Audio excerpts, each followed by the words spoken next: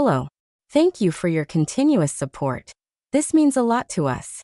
If you enjoy the stories we share, kindly subscribe to this channel. Now let's dive into the details of today's story. Patricia, table 6 needs their check, and the kitchen's running behind on the salmon orders.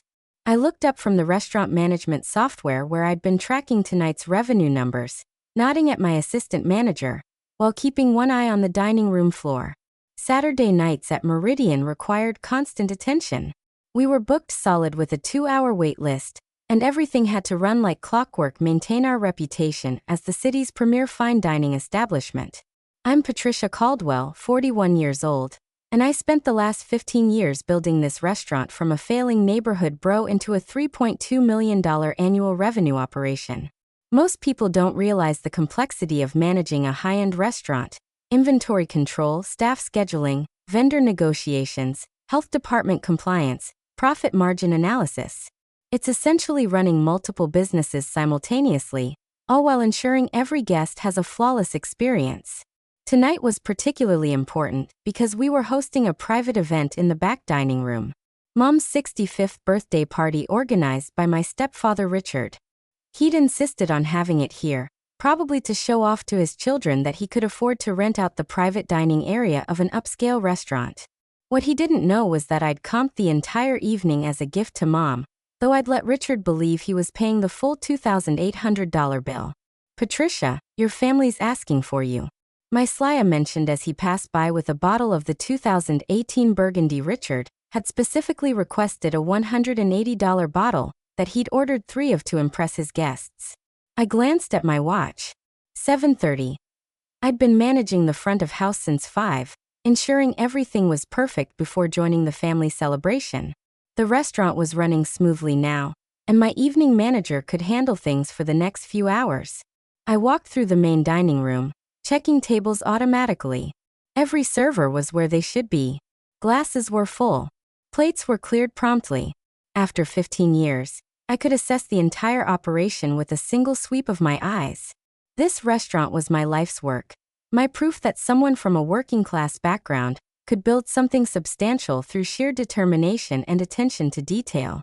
The private dining room was filled with laughter and conversation. Mom sat at the head of long mahogany table, wearing the pearl necklace I'd given her for Christmas last year. She looked radiant in her navy blue dress, surrounded by flowers and flickering candles. For a moment, I felt genuinely happy seeing her so celebrated.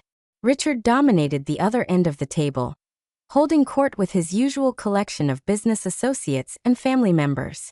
At 58, he carried himself with the confidence of a man who had inherited his father's construction company and spent 30 years coasting on established relationships. He wasn't stupid, just profoundly incurious about anything outside his narrow sphere of golf, bourbon, and complaining about taxes. His children from his first marriage, Marcus and Cheryl, flanked him like royal carters. Marcus was 35, recently divorced and working in middle management at Richard's company despite showing no particular aptitude for construction. Cheryl was 32, married to a pharmaceutical sales rep, and spent most of her time managing her children's elaborate extracurricular schedules while posting about it extensively on social media. "Patricia," Richard called out as I approached the table, "there's our successful restaurant tour. Come sit down. We were just talking about family legacy." I took the empty chair beside Mom, accepting the glass of wine that Marcus poured for me. The conversation continued around me as I settled in, catching fragments about property values and investment strategies, topics that Richard considered himself an expert on despite his consistently mediocre financial results. The point is, Richard was saying to his business partner Dave, "You have to think about these things in terms of blood, real family. That's what matters when you're talking about legacy and inheritance." Mom's smile faltered slightly, though she tried to hide it by taking a sip of wine. I knew that particular expression, the one she wore when Richard said something that bothered her, but she didn't want to cause a scene. "Blood is thicker than water." Cheryl agreed, raising her glass. "Family takes care of family." "Exactly," Marcus chimed in. "That's why Dad's been so smart about structuring his estate planning, making sure everything stays in the bloodline." I continued eating my salmon, observing the conversation without participating. This wasn't unusual. Richard's family had a way of talking around me rather than to as if I were a dinner guest rather than Mom's daughter. After 8 years of marriage to Mom, Richard had never quite figured out how to relate me, and his children had simply followed his lead. Speaking of estate planning, Richard said, standing up with his wine glass, I think this is the perfect time to make an announcement. The table quieted, all attention focused on him. Mom looked up with interest, probably expecting him to announce a vacation or perhaps renewal of their vows. Richard loved grand gestures, especially when he had an audience. As most of you know, Linda and I have been working with our attorney to update our wills and estate documents. It's important to have these things properly organized, especially at our age. He paused for effect, clearly enjoying being the center of attention. We've made some important decisions about inheritance and family legacy. From now on, only real family, blood will have inheritance rights to our estate. The room erupted in applause. Marcus raised his glass enthusiastically. Cheryl clapped her hands together, and Dave nodded approvingly. Richard's business associates murmured approval about the wisdom of keeping wealth in the bloodline.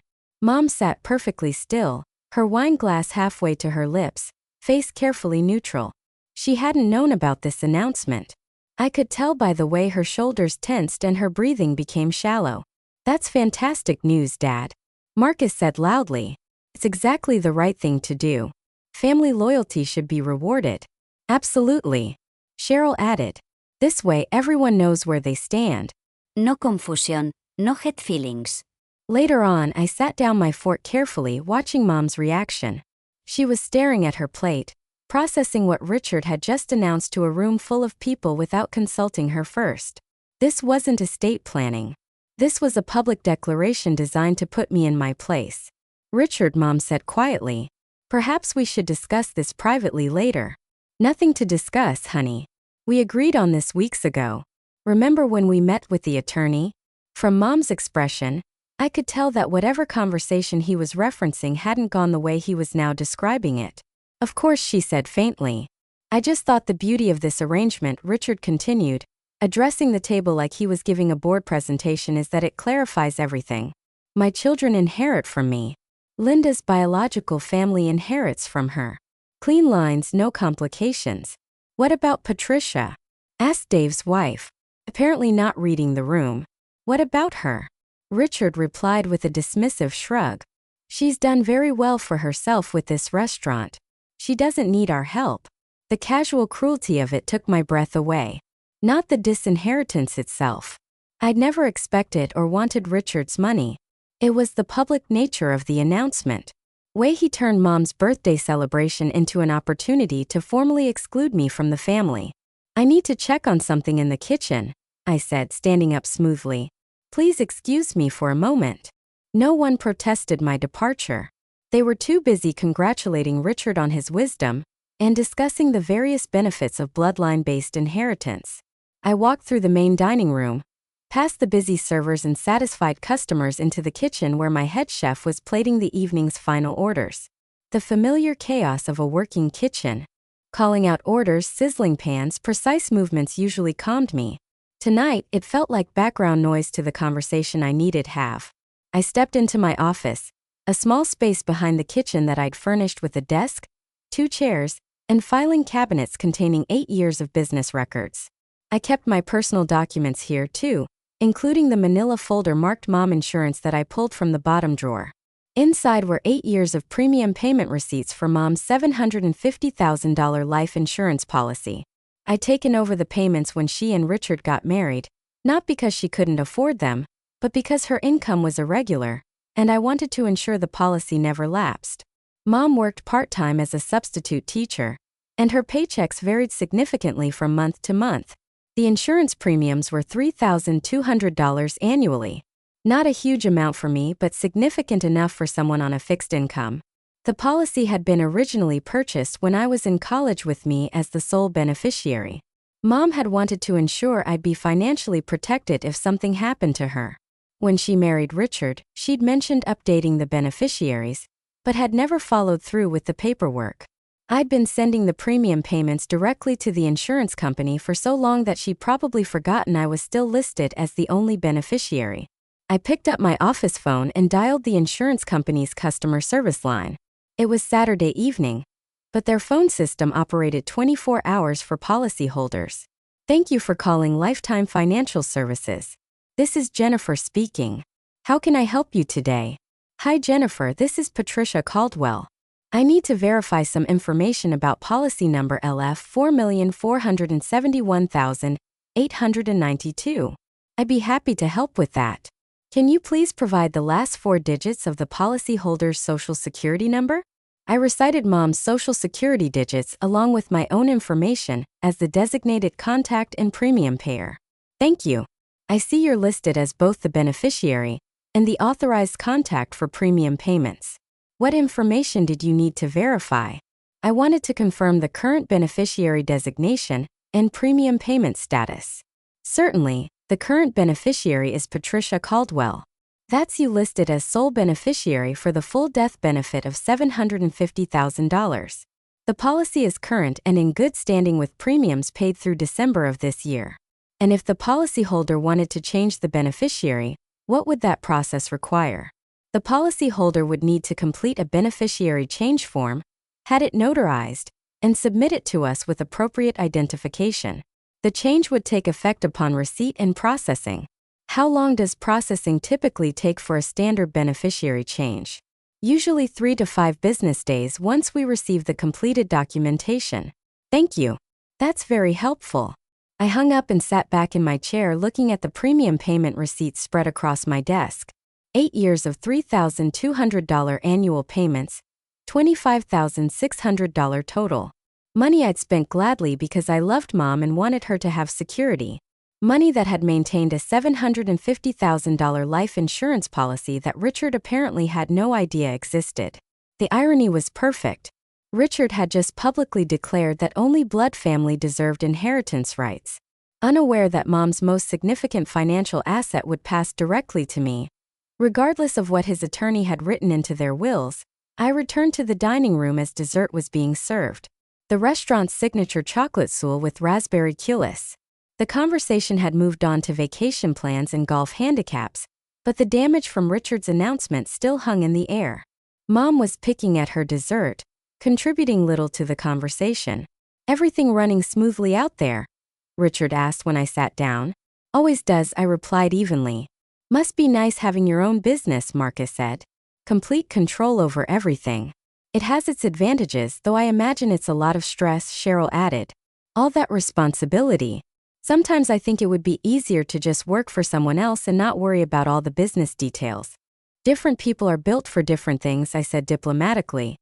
The party continued for another hour with Richard holding court and his children laughing at stories. Mom gradually became more animated, either accepting the evening's earlier announcement or deciding to deal with it later. When people began making departure excuses, I helped coordinate the logistics, getting coats, arranging cars, ensuring the elderly guests had rides home.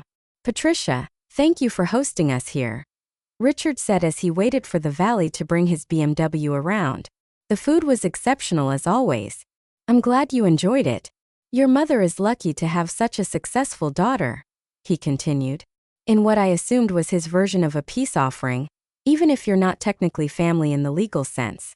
I understand the distinction you're making. He nodded, apparently satisfied that I had accepted my new status gracefully. Mom hugged me goodbye, whispering, "Thank you for a lovely evening," without meeting my eyes.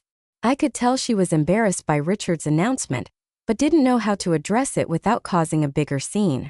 The following Monday morning, I sat in my attorney's office reviewing the implications of Richard's estate planning announcement. Legally, he can structure his will however he wants.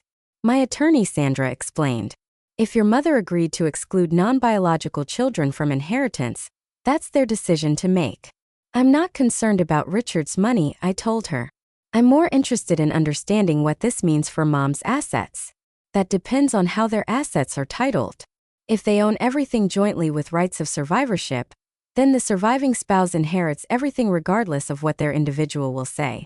But if they have separate assets, then each person's will governs what happens to their individual property. What about life insurance? Life insurance bypasses the will entirely.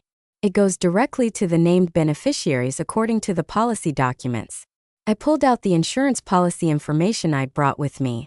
Sandra reviewed it carefully, noting the beneficiary designation and premium payment history. "This is interesting," she said. "Your mother has a substantial life insurance policy with you as the sole beneficiary, and you can pay the premiums. Unless she changes the beneficiary designation with the insurance company, this money goes to you regardless of what her will says. Even if her will specifically excludes non-biological children, life insurance is a contract between the policyholder and the insurance company. The will has no effect on insurance proceeds unless the beneficiary designation specifically names the estate as beneficiary. And if Richard doesn't know about this policy, then he's in for a surprise if he's counting on it as part of his inheritance planning." That afternoon, I received a call from Mom asking if we could have lunch together. We met at a quiet cafe downtown away from Richard's usual haunts. "I owe you an apology," she said immediately after we'd ordered. "Saturday night I didn't handle that well." "You don't need to apologize for Richard's announcement." "Yes, I do. The way he presented it, making it sound like we discussed it and agreed. That wasn't how it happened." She stirred her coffee nervously, organizing her thoughts. "We did meet with an attorney about updating our wills. Richard has substantial assets from his business, and he wanted to ensure his children inherited his construction company and related investments. That part made sense to me. And your assets, that's where it got complicated. Richard assumed that since we're married, everything should be joint property with mutual inheritance rights.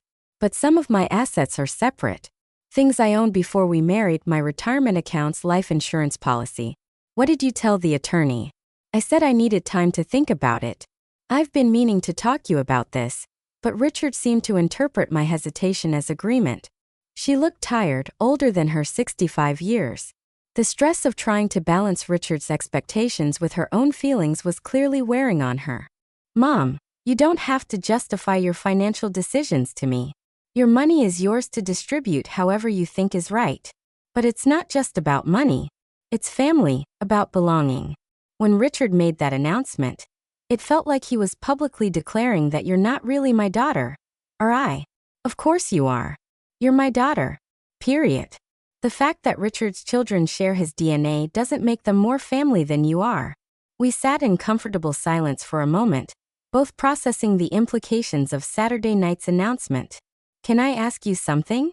Mom said finally.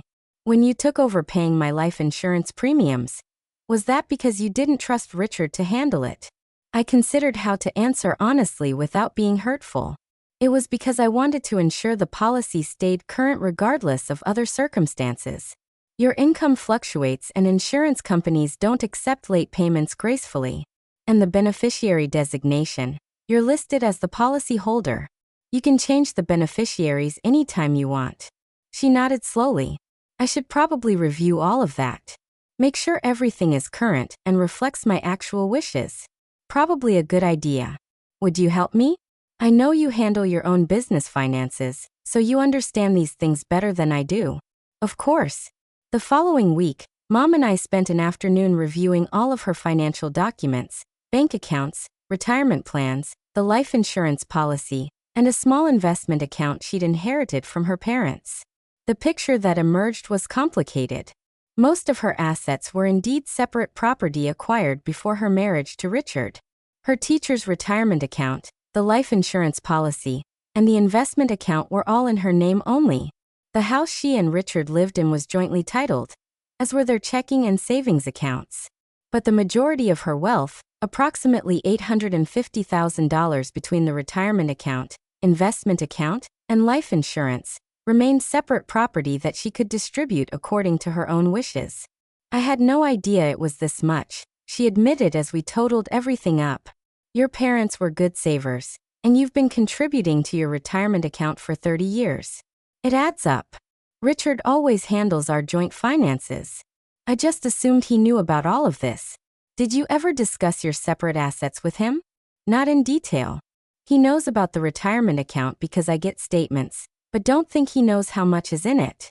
And I never mention the life insurance policy because you've been handling the payments." We spent another hour updating her beneficiary designations on all accounts. She decided to leave the retirement account jointly to me and Richard's children, the investment account entirely to me, and the life insurance policy unchanged with me as sole beneficiary. Is this fair? She asked as we finished the paperwork. It's your money, Mom. Fair is whatever you decide it is. I keep thinking about what Richard said. Only blood family deserves inheritance. But you've been more family to me than anyone else. You visit regularly. You help with my finances. You include me in your life. His children are polite, but they're not really part of my daily existence. They're part of Richard's life, which makes them part of yours in some ways. But when I think about who trust, who I rely on, would take care of me if I got sick, it's you. That has to count for something. 2 months later, I was reviewing quarterly profit reports for the restaurant when my assistant knocked on my office door. Patricia, your stepfather is here asking to speak with you. He seems upset about something. I found Richard in the main dining room, pacing near the host station. It was 3 o'clock on a Tuesday afternoon between lunch and dinner service. So the restaurant was nearly empty. We need to talk, he said without preamble. Of course. Would you like to sit down? I'll stand. This won't take long. His face was flushed, and I could see a vein throbbing at his temple. Whatever had prompted this visit, he was genuinely angry. Linda told me about your little financial planning session, he began. Going through her accounts, updating beneficiaries, making decisions without including me. I helped her review her personal financial documents at her request. I didn't think that required your involvement. I'm her husband. Everything she owns affects both of us. Her separate property affects her. Your separate property affects you. That's how separate property works. Don't get smart with me. I know what you're doing. What am I doing? You're manipulating an old woman into giving you money that should stay in the family. The accusation was so absurd that I almost laughed. Instead, I kept my voice level and professional. Richard, I've been paying Mom's life insurance premiums for 8 years. I've never asked her for money, never needed her financial support, never even discussed her estate planning, until she specifically requested my help. That life insurance policy should have my name on it. We're married. Then you should have discussed that with her when you got married 8 years ago. I didn't know about it. That's between you and Mom. He stepped closer, his voice dropping to a threatening tone. I know what you're worth, Patricia. I know about this restaurant, your property investments, your business accounts. You don't need Linda's money. I felt a chill of unease. Richard had been investigating my finances, which suggested this conversation was about more than just Mom's life insurance policy. You're right. I don't need Mom's money, which is why I've never asked for it. Then not do the right thing? Convince her to change those beneficiaries to include my children.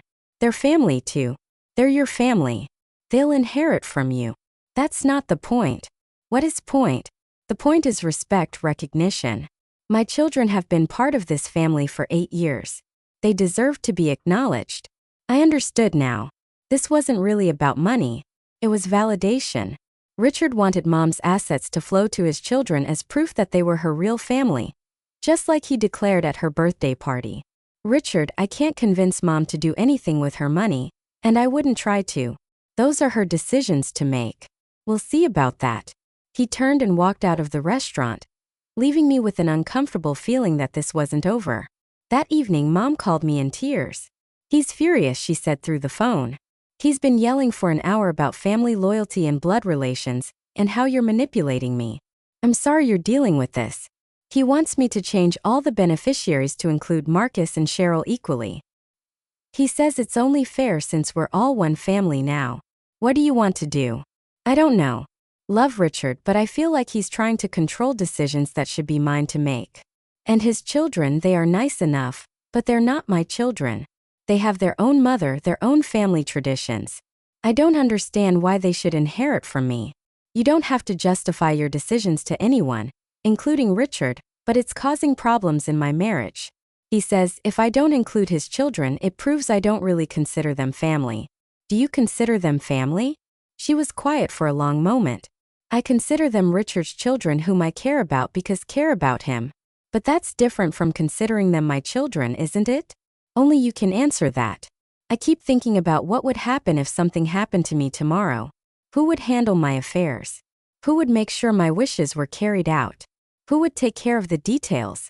Probably whoever you name as executive of your will. And who would I trust to do that job properly? The answer hung unspoken between us. We both knew that if Mom died tomorrow, I would be the one handling funeral arrangements, settling her affairs, and ensuring her wishes were respected. Richard would be grieving and dealing with his own emotional needs. His children would be focused on supporting their father. I would be the one managing the logistics. I'm going to stick with my original decision, she said finally. It's my money and I'll distribute it however I think is right. Are you sure? I don't want to cause problems in your marriage. You're not causing problems. Richard's expectations are causing problems. 6 months later, I was preparing to leave for a restaurant industry conference in Miami when my assistant handed me a certified letter that had arrived that morning. The return address was from Richard's attorney. Inside was a formal legal notice informing me that Richard was contesting Mom's recent beneficiary changes on the grounds of undue influence and financial manipulation. The letter demanded that I provide all documentation related to my financial relationship with Mom, including records of the life insurance premium payments and any other financial transactions between us. I immediately called Sandra, my attorney. This is intimidation, she said after reading the letter. He has no legal standing to contest beneficiary designations on accounts that belong solely to your mother. Can he cause problems anyway? He can try, but the law is clear. As long as your mother is mentally competent and made these decisions voluntarily, no one can override her choices regarding her separate property. What about the undue influence claim? Difficult to prove when you've been financially supporting her rather than taking money from her. The premium payment history actually works in your favor. It shows you've been acting in her best interests for years. Should I be worried? Not legally, but this kind of harassment can be stressful and time-consuming. I'd recommend documenting everything and avoiding any direct confrontation with Richard. The conference in Miami provided a welcome distraction from family drama. I spent 3 days learning about new restaurant technologies, networking with other owners, and attending workshops on menu development and staff management. It felt good to focus on my business instead of Richard's legal threats. When I returned, I found a voicemail from Mom asking me to call her urgently. Richard collapsed at work yesterday, she said when I reached her. He had a massive heart attack. He's in the ICU at Presbyterian Hospital. I drove immediately to the hospital where I found Mom in the cardiac care waiting room with Marcus and Cheryl. They looked up when I arrived, their expressions ranging from surprised to hostile. How is he? I asked Mom. Critical but stable. The doctors say the next 48 hours will be crucial. I sat beside her, offering whatever comfort I could. Despite our recent conflicts, I didn't want Richard to die. He was Mom's husband, and his death would devastate her. The doctors want to talk family members about his care options, Marcus said pointedly. Real family members. Marcus, Mom said sharply. This isn't the time. When is time? When we're dealing with funeral arrangements? When we're trying to figure out his business assets? When Patricia is trying to take control of everything? The accusation hung in the air like a toxic cloud. Here we were in a hospital waiting room while Richard fought for his life and Son was still focused on excluding me from family decisions. I'm not trying to take control of anything, I said quietly. Just want to support Mom through this by manipulating her finances and turning her against Dad's children. That's enough, Mom said, standing up abruptly. I won't listen to this anymore. She walked out of the waiting room, leaving me alone with Marcus and Cheryl. The silence was uncomfortable, but not entirely unwelcome. You know he's right, Cheryl said finally, about you manipulating Mom. We know what you've been doing. What have I been doing? Playing the devoted daughter while scheming to cut us out of her will. Paying her bills so she feels obligated to you. It's calculated and manipulative. I looked at her.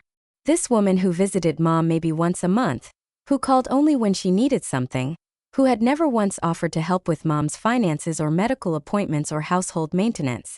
Cheryl, I have been paying Mom's life insurance premiums for 8 years because I love her and want to be financially secure. If that seems calculating to you, I'm sorry you interpret family responsibility that way. Family responsibility? You're not even really family. According to who? According to Dad. According genetics. According to reality. I could have pointed out that I'd been Mom's daughter for 41 years, while Cheryl had been her stepdaughter for 8. I could have mentioned that I was the one who drove Mom to doctor's appointments, helped her with technology problems, and called her every week just to chat. I could have explained that family is built through years of daily choices and shared experiences, not through DNA percentages or legal ceremonies. Instead, I just said, I think we'll have to agree-disagree about what makes someone family. Richard survived the heart attack, but required bypass surgery and weeks of recovery. During his hospitalization, I watched Mom transform from a wife seeking permission for her decisions into a woman remembering her own strength without Richard's daily opinions and expectations.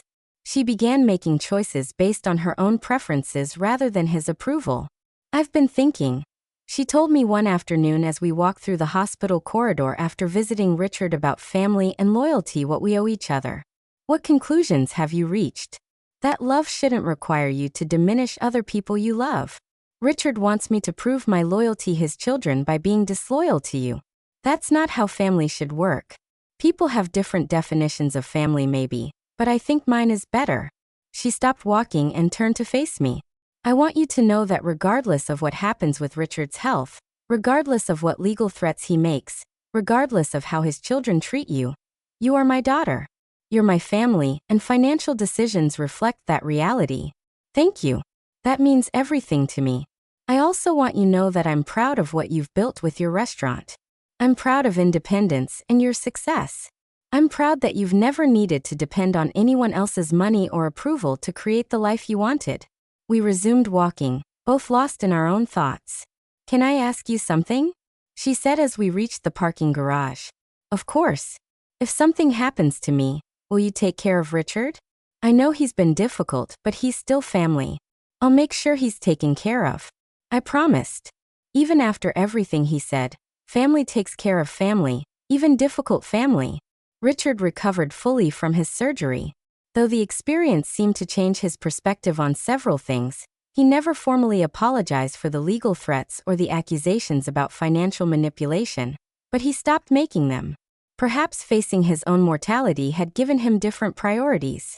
Marcus and Cheryl remained distant, continuing to view me as an outsider who had somehow stolen their rightful inheritance, but they were civil during family gatherings, and that felt like progress. Mom's beneficiary designations remained unchanged. Her retirement account would be split equally among me, Marcus, and Cheryl, a compromise that acknowledged their place in her life without diminishing mine. Her investment account and life insurance policy remained solely in my name, providing her with the security of knowing someone she trusted completely would handle her final affairs. 2 years later, at Mom's 67th birthday party, this one held at my restaurant, but organized as a true celebration rather than a power demonstration, Richard stood up to make a toast. Linda, you've taught me a lot about family over the past few years, he said, his voice more subdued than the booming confidence of previous years. You've shown me that loyalty isn't about blood or legal documents. It's about who shows up, who pays attention, cares enough to act. He paused, looking around the table at his children, me, Mom. I want to thank Patricia for taking care of you in ways I didn't always understand or appreciate. And I want to apologize for making things more complicated than they needed to be. It wasn't a complete transformation, but it was acknowledgement. And sometimes acknowledgement is the first step toward understanding. That evening, as I cleaned up after the party, Mom helped me stack chairs and collect leftover flowers. That went better than expected, she said. Much better. I think Richard is finally starting to understand that having me in his life doesn't require him to control my other relationships. That's a valuable lesson for anyone to learn. I'm grateful we made it through all of that drama without losing each other, she said, squeezing my hand. Family is supposed to support each other, not compete for position. I couldn't agree more. As drove home that night, I reflected on how much had changed since that first birthday announcement about real family only. We'd all learned something about the difference between biological relationships and chosen family, between inherited obligations and earned loyalty. The life insurance policy remained in my name. The premium still automatically deducted from my business account each month. But it was no longer a symbol of exclusion or manipulation. It was simply what it had always been: one family member taking care of another, ensuring security and demonstrating love through practical action. And perhaps that's the most real definition of family there.